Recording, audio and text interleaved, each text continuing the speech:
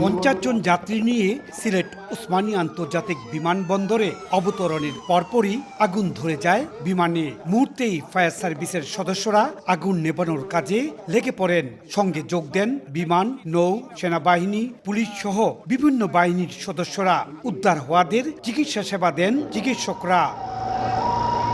তবে এটি কোনো আসল অগ্নিকাণ্ড নয়, সবই ছিল ওসমানী আন্তর্জাতিক বিমানবন্দরে অগ্নি নির্বাপন মহড়া। পেশাদারিত্বের মাধ্যমে যদি কাজটা করতে পারি তো তাহলে দেখা যাবে যে আমরা অনেক জীবন বাঁচাতে সক্ষম হব।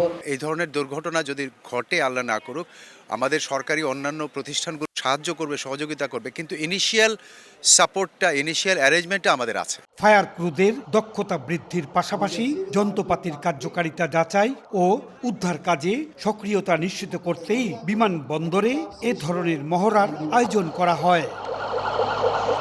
ইকরামুল কবির, সময় সংবাদ, সিলেট।